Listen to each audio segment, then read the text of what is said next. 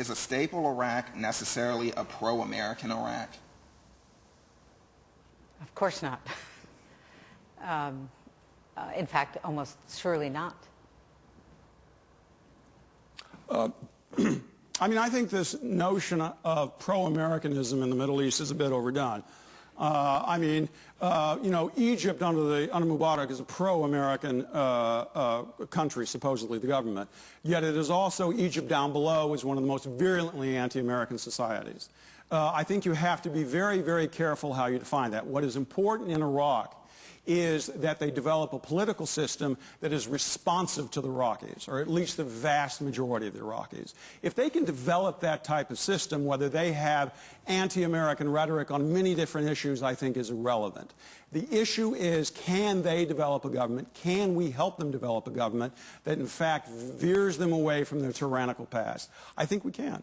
Charles Freeman, you want to weigh in on this as a form of I'd say two things. First, the notion that talking to someone you don't agree with is appeasement is absurd. If you don't talk to the people you disagree with, you're doing the diplomatic equivalent of unilateral disarmament. And if you enter a discussion with the view that you're defeated before you begin, then you probably are defeated. So I think the question is, what's the context here with Iran? As far as Iraq is concerned, Iraq should be pro-Iraqi, not pro-American. If it is pro-Iraqi, if it follows its own interests, it will not allow al-Qaeda to operate. It will not allow Iran to dominate its politics. It will, once again, resume the balancing role that it traditionally had.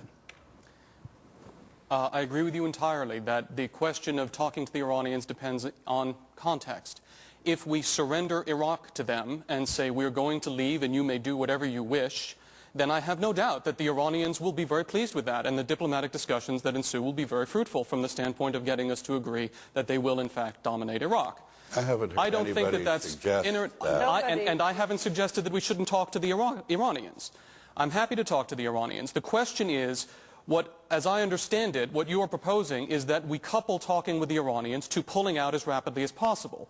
And what I'm suggesting to you is that that may be successful from the standpoint of producing effective diplomacy, but I am not at all convinced that it will be successful from the standpoint of accomplishing our interests in Iraq. And one last point on the question of the alignment of Iraq. There's the question of pro-American or not pro-American, but this is a simple question with a simple answer. Who is the best ally that the United States of America has in the war against al-Qaeda, measured by the casualties that they have taken fighting against al-Qaeda? And the answer is unequivocally Iraq.